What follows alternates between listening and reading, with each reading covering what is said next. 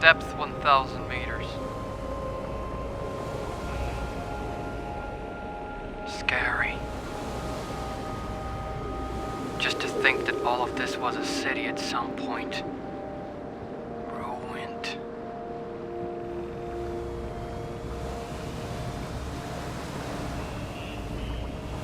Here's the coral knot.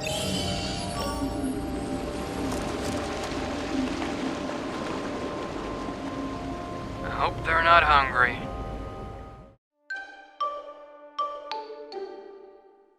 Hello everyone and welcome to the best water level in gaming history. That's right, the whole game is a water level, with small parts of on-ground events, which interestingly enough are the boring part. Usually it's the other way around. Anyway, let's have a look, shall we? First of all, the game looks phenomenal. The art style enthralls you and makes you fall in love with the world around you the second you dive into it. Everything just looks so nice. It's hard to believe how everything is just so carefully put together and placed with purpose while being eye candy at the same time. Just, oh my god. You just swim through this beautiful world and then you wonder, what is that? What is over there? Can I be friends with fish? Needless to say, the game does an outstanding job at transporting you into its world, and until the end you don't really break out of it. It's that immersive. Just goes to show how much proper world building and art direction can make a difference. What you see is complemented by what you hear, and what you hear is just equally incredible.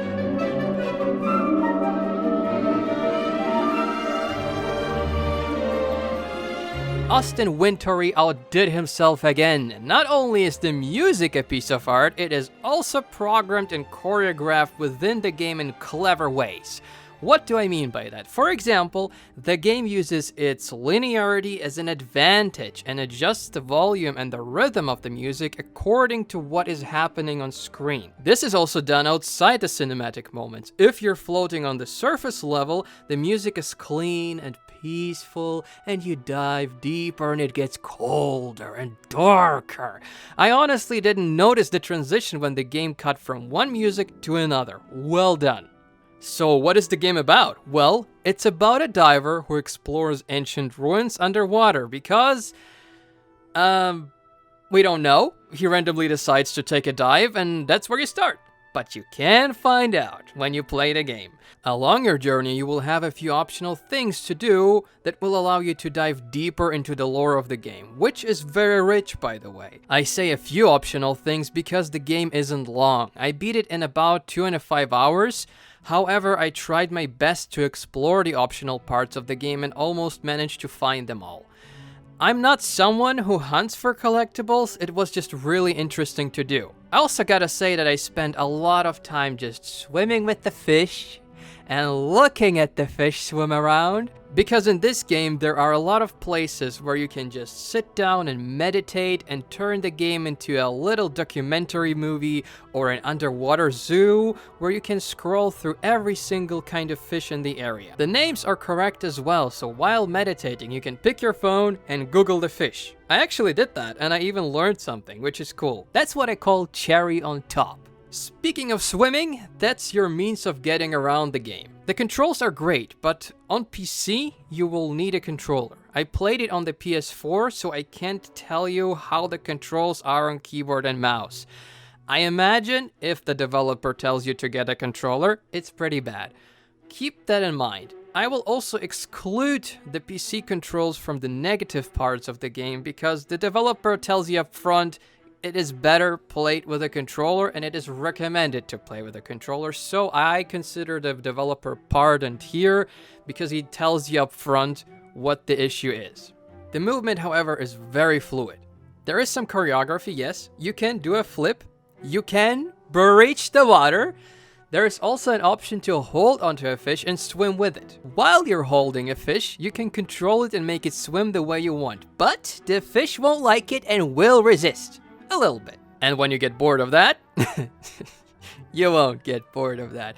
Anyway, when you get bored of that, how can anyone get bored of that? So when you decide to take a break from that, you will learn that you will also be able to dig up pods who you can communicate with It's not much, but it fits the game, and honestly, it's good company. Somehow that little pod is a cool little friend. I have to say, although it is very fun to play, and I loved the gameplay, I didn't love it as much as the aesthetic part of the game. Not to say that the gameplay is boring, that's just what my personal focal point was. Some people might actually enjoy the swimming part more. And I could talk to you about this game for days and describe it to you how much of a painting and a symphony and a piece of art in general it is. But I'll tell you this. If you're into aesthetics, you're like visiting art galleries. You play a game and then you stand there for 5 minutes admiring the landscape while taking the pictures, and you like interesting lore. This game is for you. If you're someone who loves a sense of wonder, a lore-driven world that is fun to explore while listening to the music that touches you on a spiritual level, this game is for you. If you're someone who likes fast-paced games and jumping mechanics with enemies and bunch of rewards, this is probably not for you. This isn't meant in a diminishing way, not at all. It's just as a viewer, you need to know if it's worth a shot for you. And it's my job as a reviewer to let you know.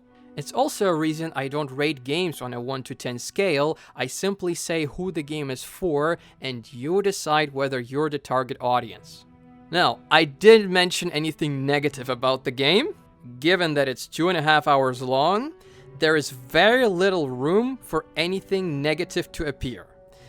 I have been thinking about it for a whole day as to what the negatives could be, and the only thing I can say, and this is nitpicking in the highest form of nitpicking, this is over 9,000 nitpicking, okay?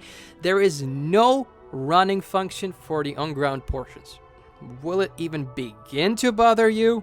No. The on-ground portions are so insignificantly small that it won't. Plus, I can imagine that if I run through the small on-ground portions of the game, I'd miss out on the art. The game is only 2.5 hours long, right? You could segment your playthrough into 1 to 4 sessions. I personally finished it in 2 sessions. And as a person who finished it in 2 sessions, a 2.5 hour game, I have to say that holding R2 to move forward for that long is discomforting to say the least in the first 20 minutes, and after 1 hour it's just ouch. It's not good. This needs to be considered in the next game. The traversal by holding a button is not good, and this could be easily fixed because there are buttons in this game that do nothing. So you could basically make traversal to the left stick, camera pan to the right stick, and if you want to look around your character, hold L1 and span the right stick. It is very simple. It wasn't done, sadly. Of course, again, you could segment your playthrough into multiple parts, but I mean, come on, this could be fixed. But this is really nitpicking. Apart from that, I think everything is fine. The game is amazing from start to finish, and I have to say that this is something other game developers can learn from. Don't artificially stretch your game.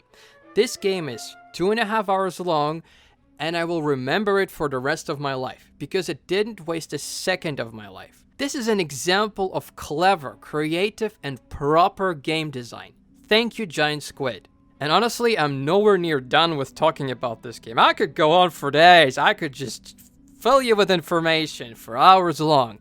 But for a review, this is where it sadly has to end, because everything else is going to be my subjective opinion and nothing of it is going to be really objective. All I can say is I really like the game and I do recommend it for the target audiences that I mentioned. Alright, I hope you guys enjoyed the video and found it insightful. Support me with a like below if you liked the video, and don't forget that the subscriptions are currently on sale. They're free! Someone say free! And I wish you a nice rest of your day.